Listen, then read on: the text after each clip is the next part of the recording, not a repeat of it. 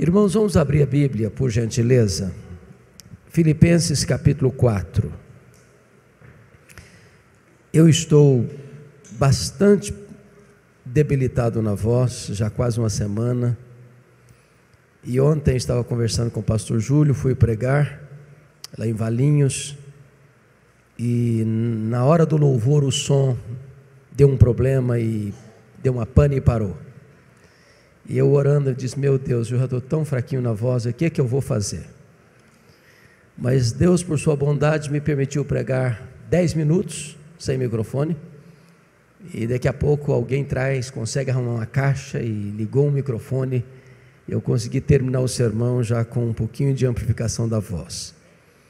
Mas hoje, que som lindo, maravilhoso, eu vou procurar dosar bastante para poder cumprir esse honroso privilégio. Filipenses 4:4. Eu vou usar a versão ARA, já está aqui na tela, e eu peço a toda a igreja em uníssono, de maneira eloquente, para lermos juntos esse texto. Vamos lá? Alegrai-vos sempre no Senhor, outra vez digo, alegrai-vos. Só as mulheres.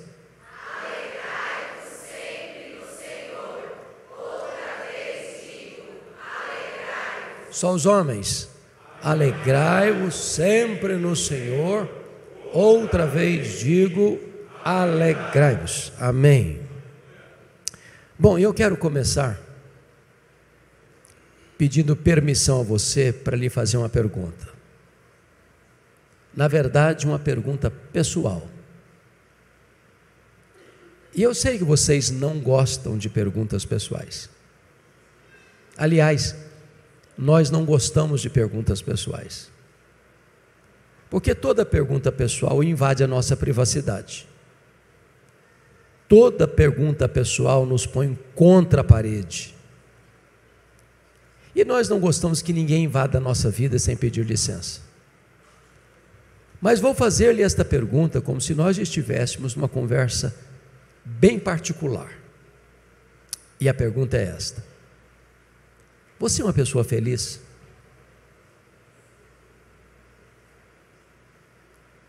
Você é uma pessoa feliz?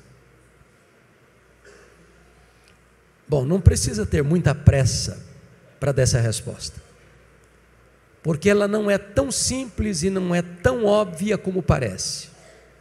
Eu explico. Em 1991, nós estávamos visitando a missão Quassisabanto, na África do Sul, onde houve um grande avivamento em 1966.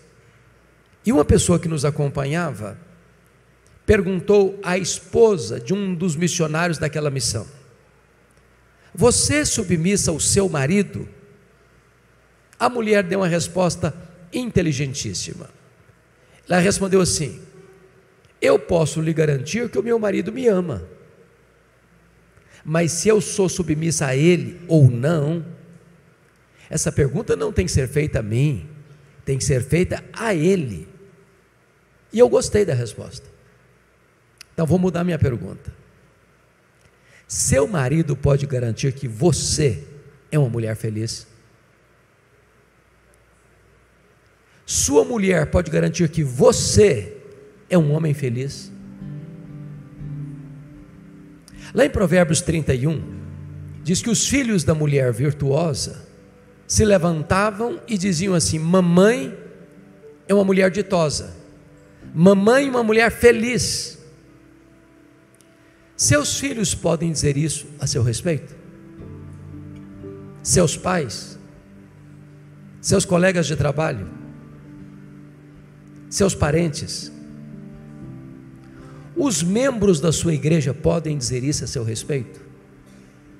Bom, é provável que a essas alturas você já esteja criando algum mecanismo de defesa aí no seu coração, e dizendo aí: o pastor está me fazendo essas perguntas porque não conhece a minha história, e se eu contar a minha vida, até pedra chora.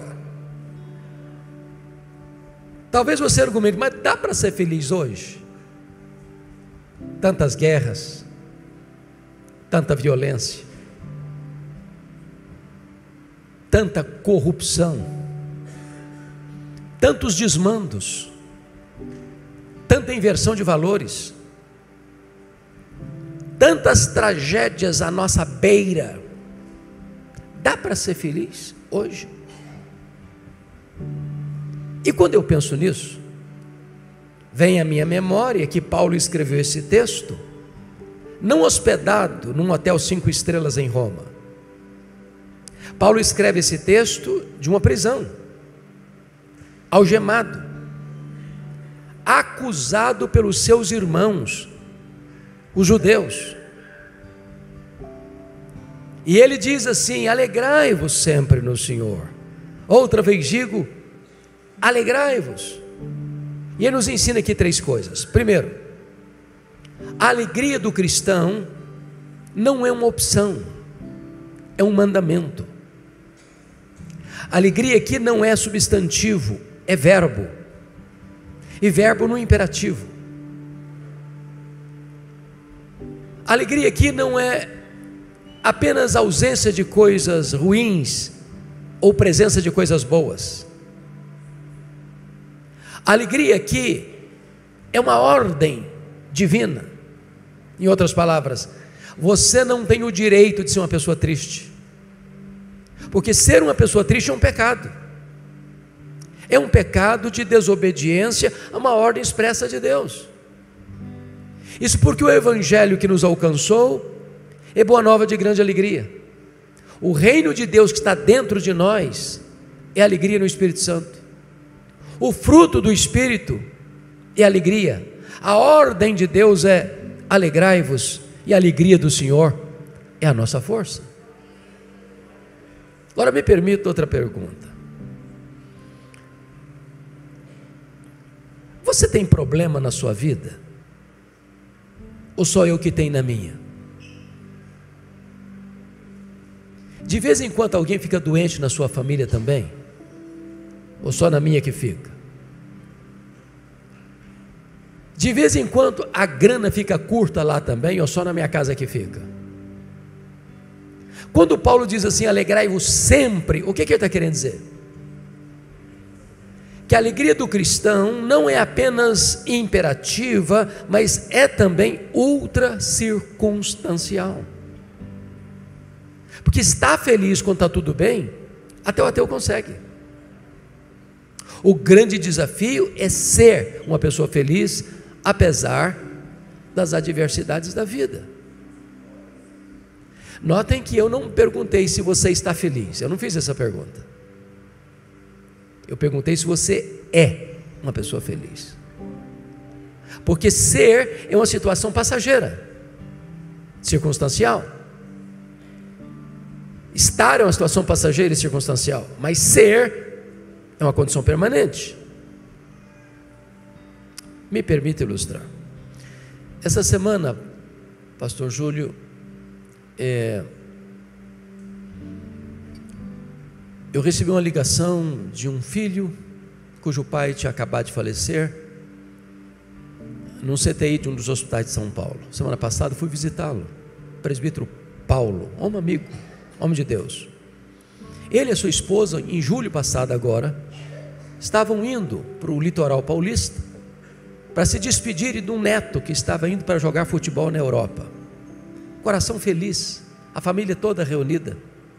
Ele saiu de casa aqui em São Paulo, caminhando aqui pela Ayrton Senna, depois do aeroporto, um carro bateu na traseira do carro deles. Atitude natural é parar para ver o que está acontecendo. Tinha 2 homens e eles disseram, fique tranquilo, nós temos seguro. Mas não era nada disso, era um sequestro. Botaram o casal no carro deles. Alguém viu a cena, acionou a polícia foi no encalço deles e começou a persegui-los. Apavorados, em alta velocidade, tombaram o carro.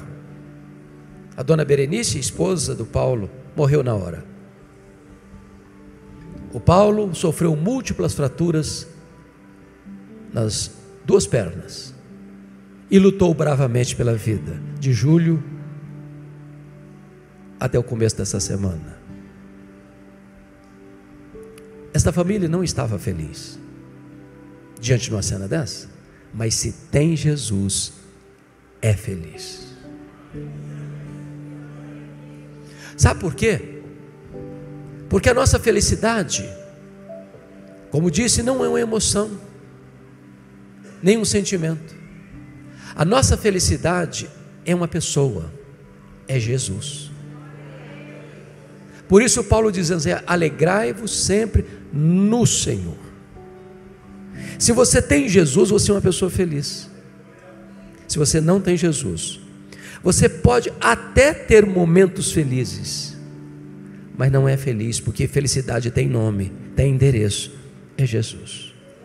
A felicidade do cristão é imperativa, ultra circunstancial e cristocêntrica. Permita-me ilustrar de novo. Eu acho que todos vocês já ouviram falar de um advogado muito rico de Chicago no século XIX, que foi levado a Cristo pelo ministério de Dwight Lima Moody. E eu acho que vocês também já ouviram falar que certa feita Moody fazia uma cruzada em Chicago quando houve um grande incêndio, provocando muitas mortes e muito prejuízo. Esse rico advogado, amigo de Dwight Lima Moody, sofreu um grande golpe financeiro, resultado desse incêndio. Ele tinha 4 filhas e um filho. Logo após essa tragédia, o filho morre, deixando ainda uma dor mais profunda no coração dessa família. Então, sabendo o Dr. Spafford que Moody estava na Inglaterra fazendo uma grande campanha evangelística, resolve viajar com a esposa e as 4 filhas para a Inglaterra, para estar junto com Moody. Só que na véspera da viagem, Dr. Spafford, por causa dos seus negócios, não conseguiu viajar de Chicago para Nova York, onde pegaria um navio para a Inglaterra. A esposa foi com as 4 filhas. Embarcaram naquele navio. Houve um acidente, um naufrágio.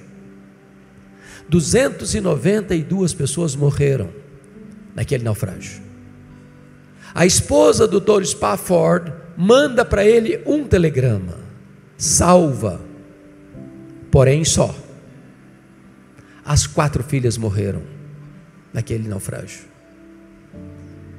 Ele vai ao encontro da esposa e pede ao comandante para mostrar para ele onde ocorreu o acidente. E o Deus que inspira canções de louvor nas noites escuras colocou no coração dele esta canção. E ele a escreveu. E nós ainda hoje cantamos esta canção, mundialmente conhecida: se paz a mais doce me deres gozar, se dor a mais forte sofrer, ó seja onde for, tu me fazes saber que feliz com Jesus sempre sou. Sou feliz com Jesus, meu Senhor. Um pai que vê as 4 filhas morrendo, ou recebe a notícia das 4 filhas mortas, não está feliz. Mas se tem Jesus, ele é feliz. O estribilho desta música em inglês é It's well with my soul. It's well with my soul. Está tudo bem com a minha alma. Está tudo bem com a minha alma. Agora, eu não preciso ser um grande entendedor da alma humana para perceber que nem todos os crentes estão desfrutando desta alegria.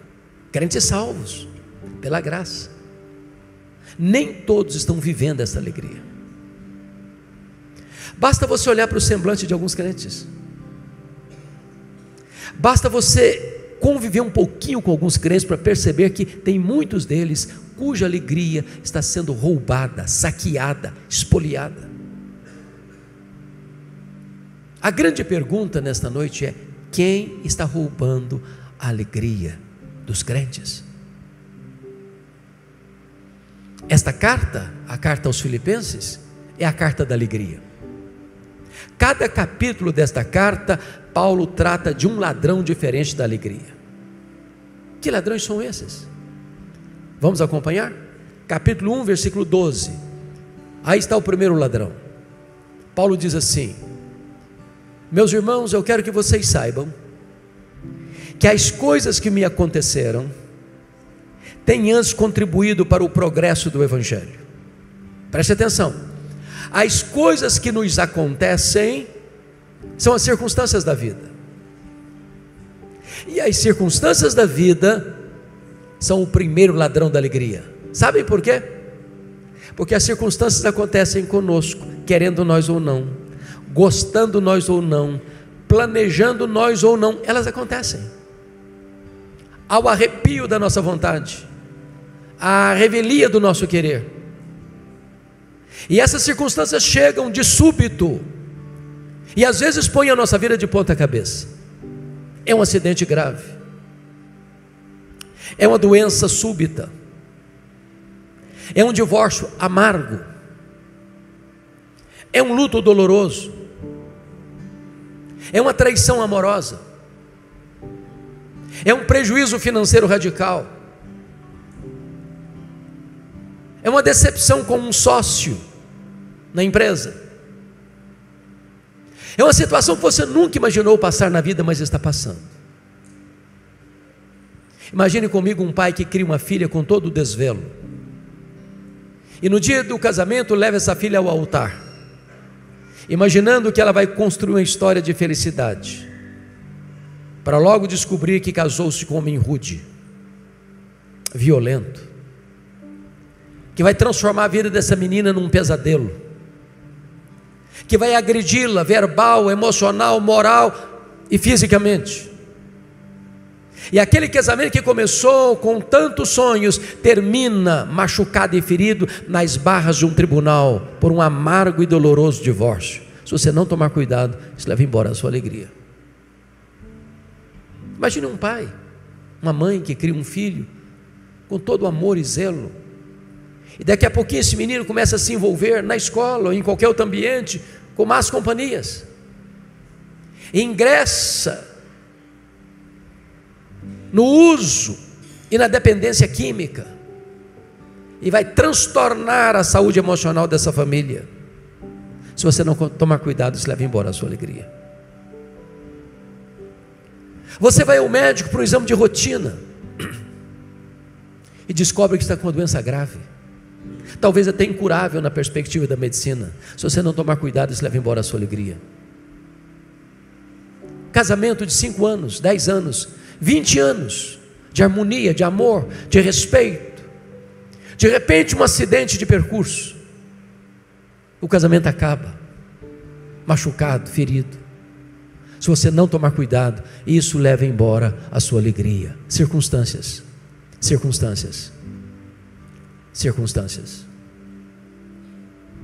Quando Paulo diz no capítulo 1, versículo 12: meus irmãos, eu quero que vocês saibam que as coisas que me aconteceram não roubaram a minha alegria, mas contribuíram para o progresso do Evangelho. Eu preciso perguntar para Paulo: do que você está falando, Paulo? Que circunstâncias são essas? Que coisas são essas? E ele poderia resumir para nós assim: olha, eu fui perseguido em Damasco, eu fui rejeitado em Jerusalém, eu fui esquecido em Tarso, eu fui apedrejado em Listra, eu fui açoitado em Filipos, eu fui escorraçado de Tessalônica, eu fui enxotado de Bereia, eu fui chamado de tagarela em Atenas, eu fui chamado de impostor em Corinto, eu enfrentei feras em Éfeso, eu fui preso em Jerusalém, eu fui acusado em Cesareia, eu enfrentei um naufrágio para Roma, eu fui picado por uma cobra em Malta, eu cheguei em Roma preso e algemado. Mas eu quero que vocês saibam que as coisas que me aconteceram têm antes contribuído para o progresso do Evangelho. Esse homem não crê em acaso, esse homem não crê em sorte, esse homem não crê em azar, esse homem não crê em determinismo cego, esse homem não crê em misticismo, esse homem não crê em olho gordo, esse homem não crê em macumba para crente. Esse homem sabe que a mão de Deus dirige o seu destino. Porque ele está preso em Roma, ele diz que 3 coisas aconteceram. Primeiro, as igrejas foram mais encorajadas a pregar. Quando viram Paulo preso, trabalhando mais que eles, porque para Paulo, quando ele estava preso, era só uma mudança de campo missionário. Era só uma mudança de campo missionário. Ele era um embaixador em cadeias, ele era um prisioneiro de Cristo. Não é a circunstância que faz o homem, é o homem que faz a circunstância. Quando as igrejas viram Paulo preso, produzindo mais para o reino de Deus que eles que estavam livres, se mexeram. Porque Paulo estava preso. Segundo lugar, toda a guarda pretoriana tomou conhecimento das suas cadeias em Cristo. O que era a guarda pretoriana? Era a guarda de elite do imperador romano. Era os soldados da mais alta patente do império. Eram 16 mil soldados de escol. Se Paulo estivesse solto, ele jamais teria alcançado a elite militar de Roma. O imperador Nero não sabia, mas Deus o havia constituído em presidente das missões estrangeiras do império, porque botou lá dentro do palácio o maior pregador do evangelho e diante dele o seu auditório. Depois de 2 anos, ele escreve a carta aos Filipenses, no capítulo 4, 22, ele manda saudações de Roma e diz: os santos os saúdam, especialmente os da casa de César. 2 anos, 3 turnos por dia, tinha que ter um soldado da guarda algemado com ele. E o que Paulo fez? Evangelho neles. Evangelho neles. O cara não podia nem sair porque estava algemado com ele. Depois de 2 anos, toda a guarda pretoriana estava evangelizada. Porque Paulo estava preso, em terceiro lugar, não podendo visitar as igrejas como era seu desejo, começou a escrever cartas. As cartas da primeira prisão: Efésios, Filipenses, Colossenses, Filemon. Se Paulo estivesse solto, talvez nós não teríamos essas joias na nossa Bíblia. Sabe o que significa isso? Quando você olha para a sua vida, parece que está tudo de ponta cabeça. Deus pode estar escrevendo o capítulo mais importante da sua história. Então olhe para as circunstâncias da vida na perspectiva da soberania de Deus, para você poder dizer como Paulo: sabemos que todas as coisas cooperam para o bem daqueles que amam a Deus, daqueles que são chamados segundo o seu propósito. Vamos ao segundo ladrão da alegria. Confirem comigo o capítulo 2, versos 3 a 5.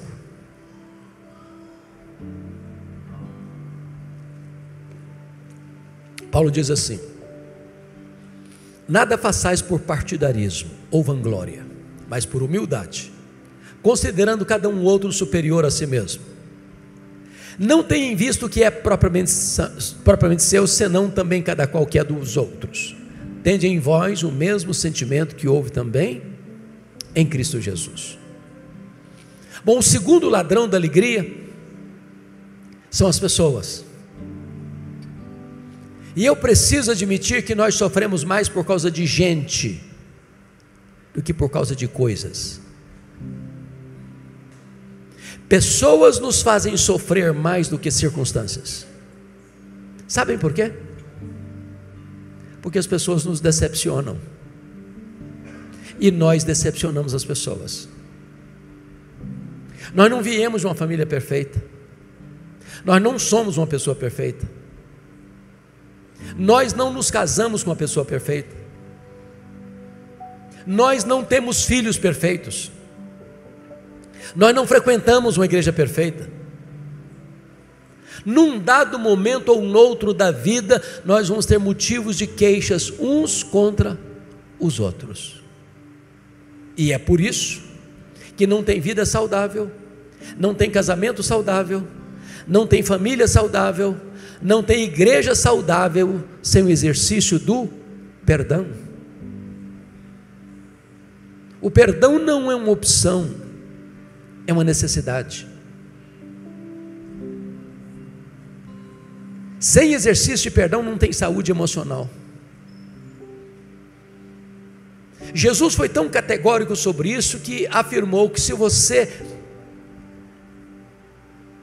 não perdoar o seu irmão, você não pode orar. Suas orações são interrompidas. Aliás, Pedro chega a dizer que se você não tratar bem a sua mulher, suas orações são interrompidas. Se você não perdoar, diz a Bíblia, você não pode trazer sua oferta ao altar. Se você não perdoar, você não pode ser perdoado. Se você não perdoar, você é entregue aos verdugos da consciência, aos flageladores da alma, você não tem paz.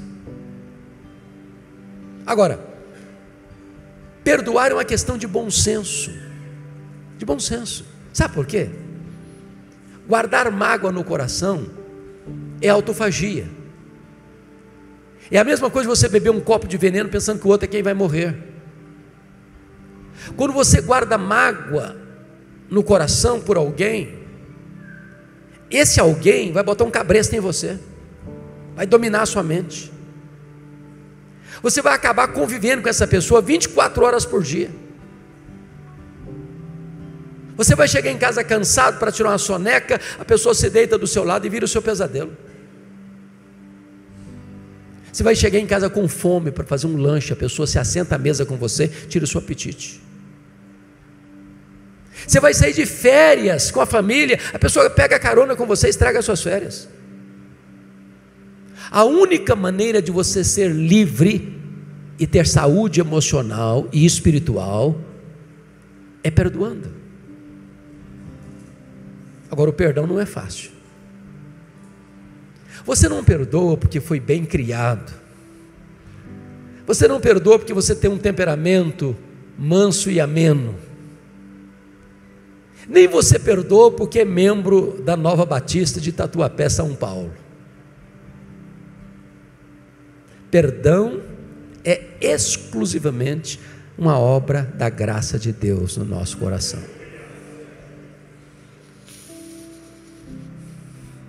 Pastor Júlio, eu já tive muitas dores dramáticas, dolorosas na vida, mas a mais pesada de todas ocorreu no dia 2 de agosto de 1982. Eu estava começando o meu pastorado lá em Bragança Paulista. Eu sou filho caçula. O meu irmão acima de mim, que tinha completado 27 anos no dia 1º de agosto, no dia 2 de agosto, ele foi brutalmente assassinado, com 11 golpes de faca, pelo primo primeiro da sua mulher, pessoa criada junto com a nossa família. A dor foi tão avassaladora que quando eu recebi o telefonema, eu perdi a voz. Mas quando Deus restaurou minhas forças, a primeira palavra que Deus pôs na minha boca foi esta: eu perdoo o assassino. Eu não tinha outra opção. Ou perdoava ou adoecia. Ou perdoava ou minha vida transformar-se-ia no inferno. Ou perdoava ou teria que abandonar o ministério. Mas eu posso lhes garantir que o perdão é maior que o ódio. O perdão cura, o perdão restaura, o perdão é a asepsia da alma, é a faxina da mente, é a alforria do coração. Entretanto, eu só fui entender de fato o que é perdão quando eu compreendi uma parábola que Jesus contou, a parábola do credor incompassivo. Jesus contou que um rei acertava a conta com seus súditos e encontra um que lhe devia 10.000 talentos. Não tendo com o que lhe pagar, o homem pediu misericórdia, e o rei perdoa a ele a dívida de 10.000 talentos. Lá na frente, aquele homem perdoado encontra alguém que lhe devia 100 denários. Não tendo com o que pagar, pediu também misericórdia, e o homem disse: não tenho paciência nem misericórdia não, paga o que você me deve, senão eu ponho você na cadeia. O rei ficou sabendo, mandou chamar aquele servo e disse: servo malvado, eu lhe perdoei 10.000 talentos, e não pudeste perdoar ao teu conservo 100 denários? Pois serás entregue aos flageladores, até que pagues o último centavo. E Jesus termina a parábola assim: assim vosso Pai Celeste vos fará, se do íntimo não perdoardes uns aos outros. A parábola terminou e eu não entendi quase nada. Sabe por que eu não entendi quase nada? Eu não sei quanto vale 10 mil talentos.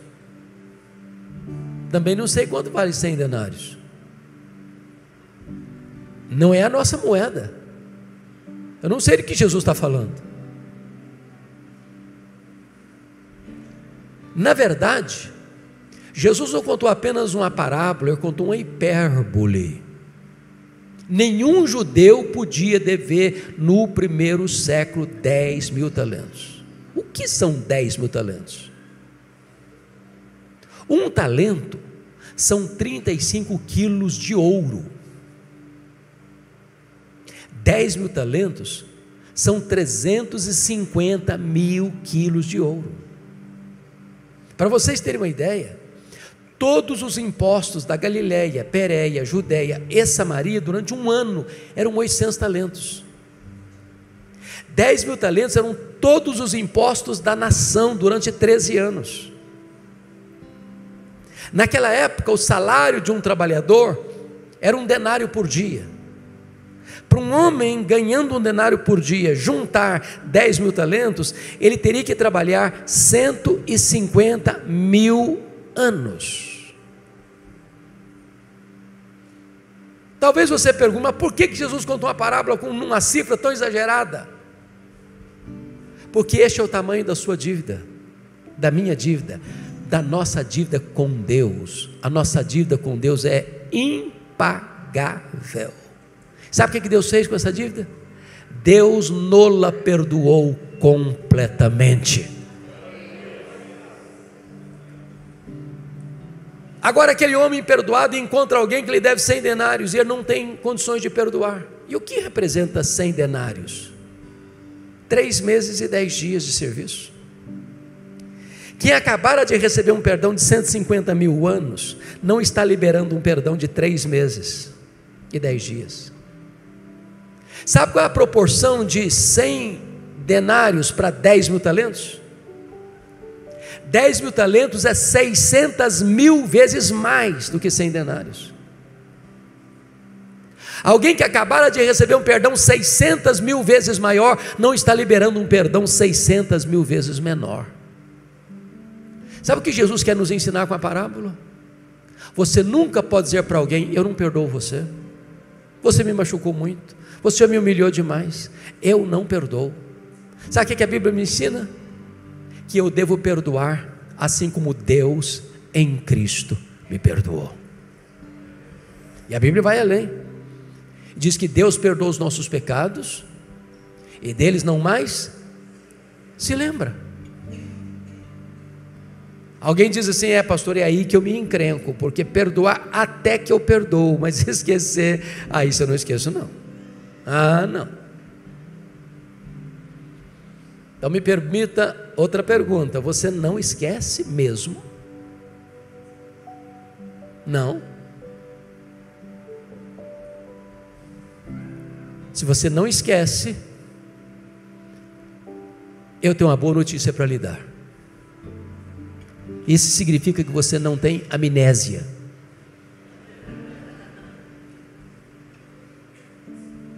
Porque quando a Bíblia diz que Deus perdoa e esquece, a Bíblia não diz que Deus tem amnésia. Deus não tem amnésia. Deus sabe tudo, Ele é onisciente. Então o que a Bíblia quer dizer que Deus perdoa e esquece? A Bíblia quer dizer que Deus nunca mais joga no seu rosto um pecado que já perdoou você. Deus nunca mais cobra de você uma dívida que já perdoou você. Então perdão é lembrar sem sentir dor. A igreja de Filipos, pastor Júlio, era uma igreja incrível. Nós tivemos a bênção de estar lá, naquela cidade. Aliás, foi a única igreja parceira de Paulo no seu ministério. Ajudou Paulo em Tessalônica, ajudou Paulo em Corinto, ajudou Paulo em Roma, portas para fora era uma igreja missionária e abençoadora. Portas para dentro, o pau quebrava. Vou falar baixinho, porque tem mulheres no auditório. Capítulo 4, verso 2 de Filipenses, Paulo diz assim: rogo a Evódia, rogo a Sintique, duas irmãs líderes da igreja, pensem concordemente no Senhor. Quando as mulheres da igreja começam a brigar, é porque a coisa está feia mesmo. Até as mulheres brigavam na igreja. Tinha gente na igreja que trabalhava desde que ele aparecesse. Vanglória. Tinha gente que até trabalhava desde que o grupinho deles aparecesse. Partidarismo. Tinha gente na igreja narcisista, só pensava nele mesmo e não no que era dos outros. Tinha gente dizendo para Paulo: ô Paulo, você que não está aqui agora, Paulo, mas tem gente nessa igreja que dá azia em copo de bicarbonato. Não dá, Paulo. Aí Paulo diz assim: então tende em vós o mesmo sentimento que houve também em Cristo Jesus, porque ele, sendo Deus, não julgou como usurpação ser igual a Deus, antes a si mesmo se esvaziou, assumindo a forma de servo, humilhando-se até a morte e morte de cruz. E quando ele estava na cruz, aqueles que cuspiram nele e esbordoaram a sua cabeça, estavam lá zombando dele, e diz: Pai, perdoa-lhes, porque não sabem o que fazem. Eu encorajo você, em nome de Jesus, a mandar uma mensagem, um e-mail, uma carta, um telefonema, uma visita, uma viagem, para resolver as pendências de seus relacionamentos. Se você não perdoar, as pessoas vão roubar a sua alegria. Vamos ao terceiro ladrão da alegria, capítulo 3, verso 19. Olha aí comigo. Paulo diz assim: o destino deles é a perdição, o Deus deles é o ventre, a glória deles está na sua infâmia, visto que só se preocupam com as coisas terrenas. Eu acho que aqui em São Paulo vocês não enfrentam esse terceiro ladrão: preocupação com dinheiro. Dinheiro aqui não é problema, é solução. Mas me permita uma perguntinha bem particular e honesta também. Alguma vez você já discutiu com a sua mulher por causa de dinheiro?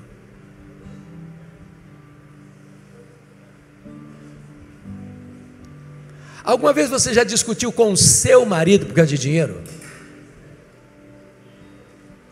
Porque se você falar para mim que nunca, eu vou duvidar da sua honestidade. Sabe por que as pessoas discutem por causa de dinheiro? Porque tem muito dinheiro, porque tem pouco dinheiro, porque não tem dinheiro nenhum. Sempre discutem. O dinheiro é o maior pomo de discussão da família moderna.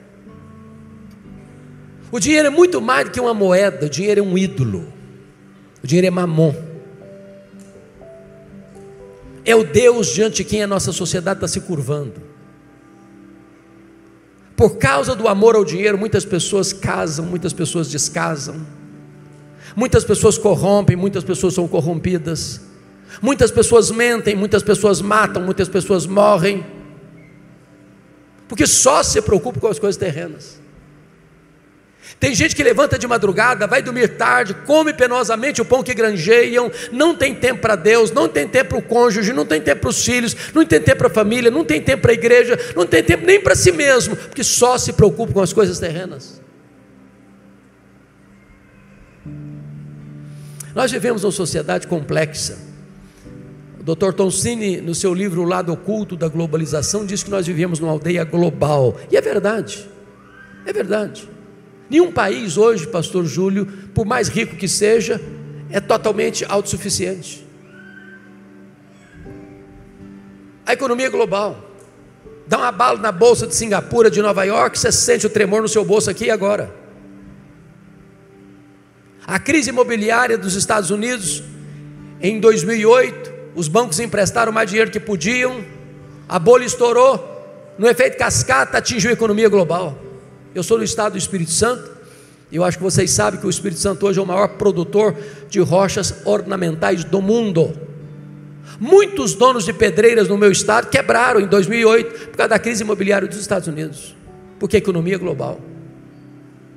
E nessa economia global, mais de 50% da riqueza do planeta está nas mãos de pouco mais de 100 empresas particulares. Há empresas mais ricas do que países.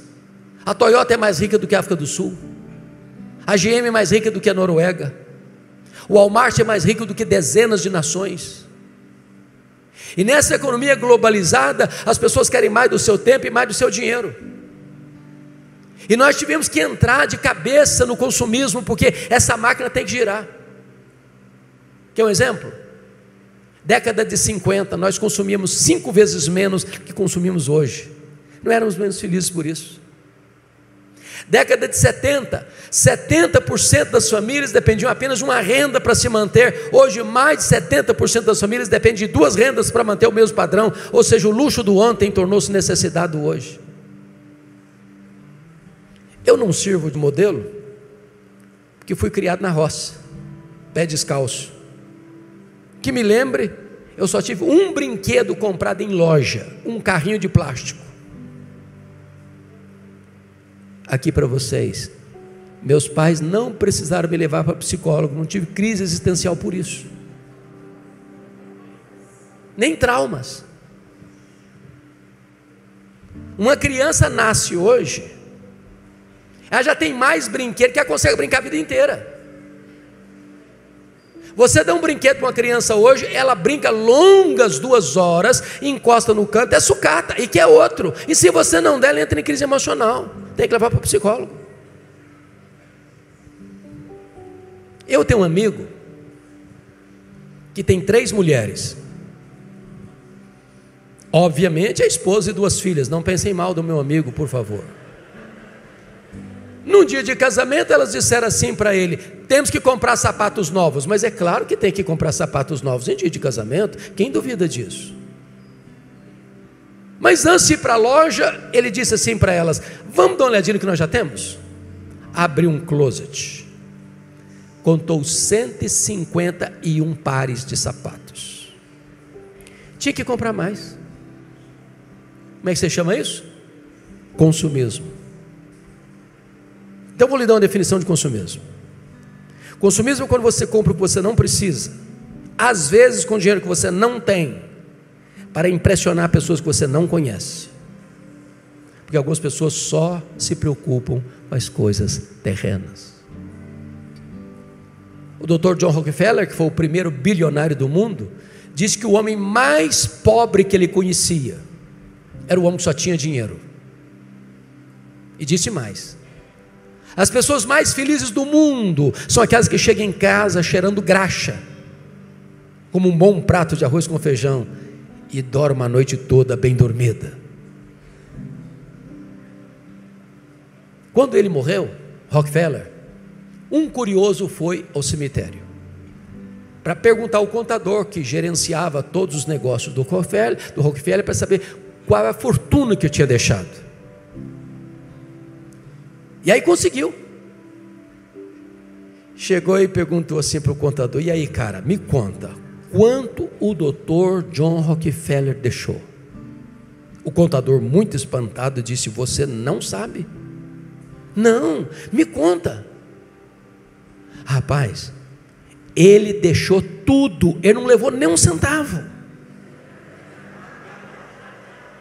Não tem caminhão de mudança e enterro, não tem gaveta em caixão, não tem cofre em sepultura. Paulo diz assim: o amor do dinheiro é a raiz de todos os males. Muitos nessa cobiça se perderam e atormentaram a si mesmos com muitos flagelos. Mas a piedade com contentamento é grande fonte de lucro. Tendo o que comer, o que beber, o que vestir, com isso estejamos contentes. Por isso ajunte para você tesouros lá em cima, onde nem a traça, nem a ferrugem, nem os ladrões podem tomar de você. Porque se você botar o seu coração no dinheiro, você nunca vai ser feliz. Sabe por quê? o dinheiro não dá nem segurança, nem felicidade. Só Jesus, só Jesus, só Jesus pode fazer você uma pessoa feliz. Vamos ao último ladrão da alegria, capítulo 4, versos 6 e 7. Paulo diz assim: não andeis ansiosos de coisa alguma, em tudo, porém, sejam conhecidas diante de Deus as vossas petições pela oração e pela súplica, com ações de graças, e a paz de Deus, que excede todo entendimento, guardará o vosso coração e a vossa mente em Cristo Jesus. Quarto ladrão da alegria é a ansiedade. E me permitam uma pergunta de novo: conhece alguma pessoa ansiosa? Conhece? Já viu alguma pessoa ansiosa hoje? Hoje? É claro, você se olhou no espelho antes de vir para cá? Você é daquelas pessoas que fica roendo as unhas? O problema está vindo lá na China, você pensa que já está batendo na porta da sua casa? Ou quando não tem problema, você cria um que não sabe viver sem problema? Dr. Rollo May disse que a ansiedade é o mal da nossa geração. Atinge crianças, jovens, velhos, ricos, pobres, doutores, analfabetos, crentes e descrentes. Ô, gente, é curioso, mas até as crianças estão ansiosas hoje. Aliás, Hollywood foi fazer uma pesquisa sobre isso, descobriu que as crianças gostam de filmes, brinquedos e jogos de ação. Se você tiver coragem de assistir todos os programas infantis da televisão brasileira, lhe garanto que você não dorme de noite com a luz apagada. Eu gosto muito de brincar com as crianças. Um dia eu cheguei, tinha uma criança brincando assim no pátio da igreja, e eu fiquei bem do lado assim, e perguntei: filha, e fiz a afirmação: filha, que vidona, hein? Ela voltou-se brava para mim e disse: o senhor é que pensa. Coitadinha, estava estressada.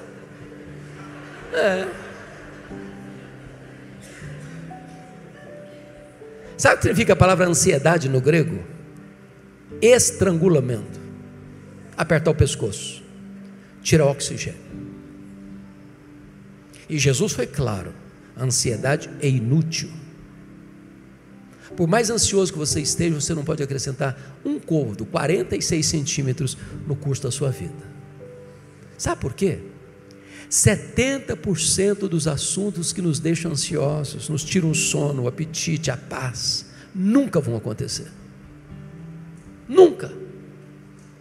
A gente sofre desnecessariamente, e se o problema acontecer, vai sofrer duas vezes, sem forças para enfrentá-lo. Segundo, a ansiedade é prejudicial, porque você não melhora o seu performance hoje, ficando ansioso hoje, para enfrentar um possível problema que possivelmente ocorra amanhã. Tem gente que antecipa sofrimento e sofre como se o problema já estivesse acontecendo. Quando eu era seminarista lá em Campinas, pastor Júlio, eu levantei de madrugada para beber água. Tinha um bebedor no final do corredor, e eu estou passando de levinho para não acordar ninguém, e de repente eu olho a porta do quarto de um colega aberta, e quando eu olho, ele estava chorando, mas chorando a cântaros. E eu entrei apressadamente e perguntei: o que aconteceu? Morreu alguém na sua família? Ele respondeu: eu estou com medo da minha mãe morrer. Eu falei: mas qual hospital que ela está? Qual o problema de saúde dela? Não, ela não está doente não, eu estou com medo dela morrer um dia. Eu falei: rapaz, deixa sua mãe viver, homem. Tem 40 anos e essa mulher está viva até hoje. Ansiedade. Pior do que esse foi uma mulher que entrou no meu gabinete pastoral, uma criança, uma menina de 3 anos no colo, chorando, não era criança não, a mãe chorando. Quando ela acalmou um pouco, eu disse: mãe, o que houve? O que está acontecendo? Eu estou com medo da minha filha crescer e não casar. Eu falei: mas nem cresceu ainda, deixa a menina crescer primeiro. Ansiedade. Mas Jesus foi além e disse que a ansiedade é incredulidade. Os gentios que não conhecem a Deus é que se preocupa com todas essas coisas. Que comeremos? Com que nos vestiremos? E eu gosto de Jesus. Você quer saber, está preocupado com o que você vai comer amanhã? Dá uma olhadinha nos passarinhos. Eles não semeiam, eles não colhem, Eles não têm despensa, eles não têm geladeira, eles não têm celeiros. Você já viu passarinho deprimido? Chorando, murmurando, reclamando da vida. Eles confiam que Deus vai suprir a necessidade deles. Está preocupado com a sua roupa? Dá uma olhadinha nas flores, nos lírios do campo. Nem Salomão em toda a sua glória se vestiu com tanta beleza. E você vale mais do que passarinho, e você vale mais do que flor. Você faz parte da família de Deus. Deus cuida de você, Deus se importa com você, Deus supre as suas necessidades. Sabe por que a gente fica ansioso? Porque a gente duvida que Deus é bom e poderoso suficientemente para cuidar da nossa vida. Como é que resolve isso? Paulo dá a receita: não andeis ansiosos de coisa alguma. Em tudo, porém, sejam conhecidas diante de Deus as vossas petições, pela oração, pela súplica, com ações de graça. Qual o resultado? A paz de Deus, que excede todo entendimento, guardará o vosso coração e a vossa mente em Cristo Jesus. Chama a sua atenção para um ponto importante. A palavra oração aí no versículo 6 é a mesma para adoração. Então Paulo está falando de 3 coisas para resolver a ansiedade. Primeiro, você adora a Deus. Segundo, você suplica a Deus. Terceiro, você dá graças a Deus. Agora, qual é a diferença entre adorar a Deus e dar graças a Deus? Você adora a Deus por quem Deus é, e você dá graças a Deus pelo que Deus faz. Então preste atenção que eu vou fazer o que Paulo está mandando fazer para resolver a ansiedade. Eu vou fazer uma oração de adoração. Você adora a Deus por quem Deus é. Eu chego para Deus e digo: meu Deus, eu quero te adorar. Quero te adorar porque Tu és o Deus da minha vida.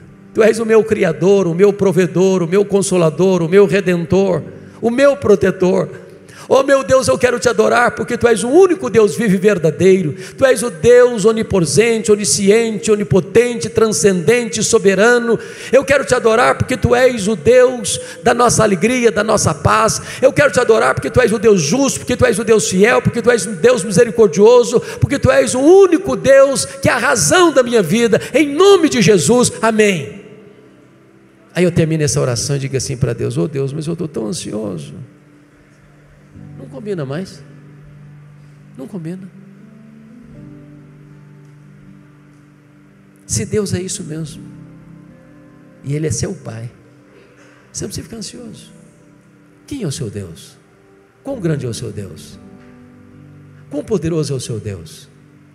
É Ele quem mede as águas na coxa da sua mão, que mede o pó das montanhas em balança de precisão, que mede os céus a palmos, que espalha as estrelas no firmamento, que olha para as nações e as considera como um pingo que cai num balde. Este é o seu Deus, esse é o seu Pai. Está dizendo para você: não fique ansioso.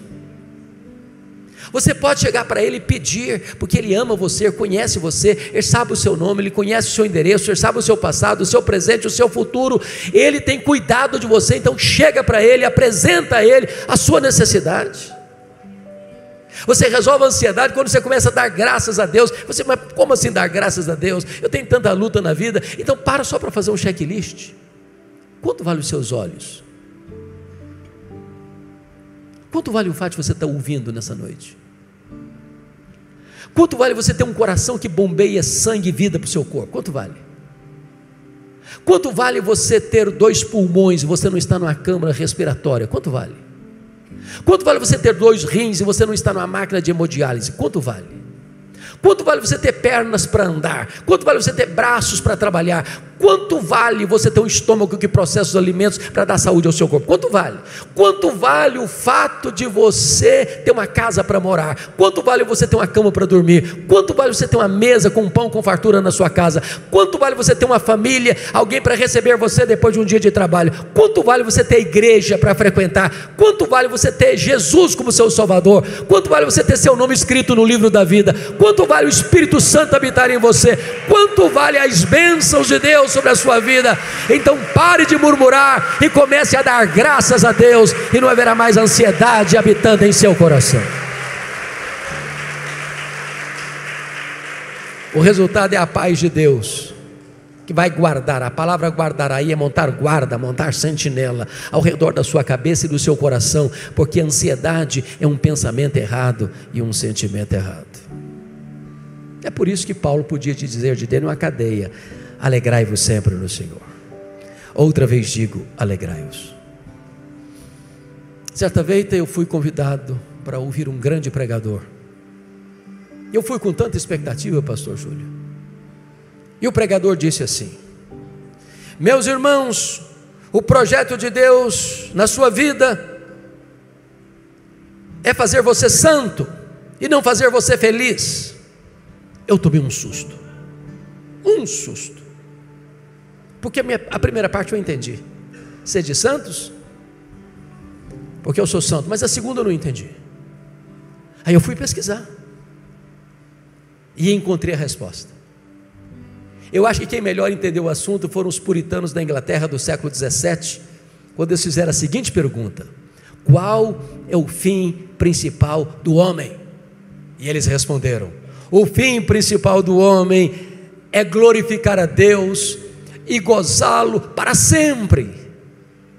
Aí eu tenho que concordar com o pastor batista John Piper, quando ele disse assim: o problema do homem não é a busca da felicidade, não é a busca do prazer.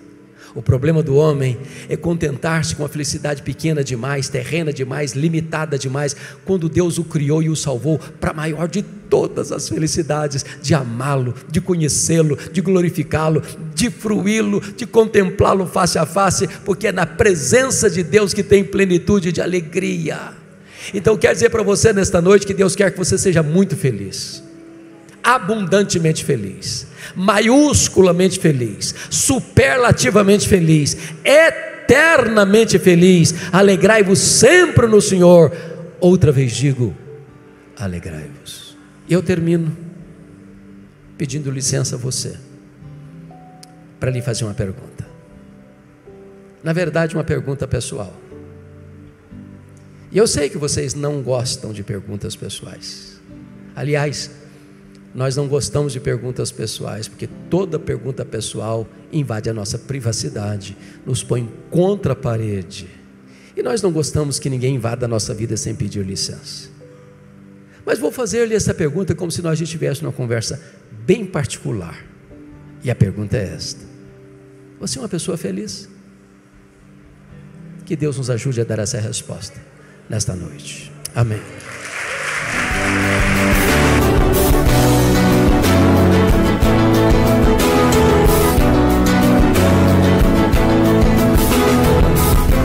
Palavra da Verdade, com Hernandes Dias Lopes.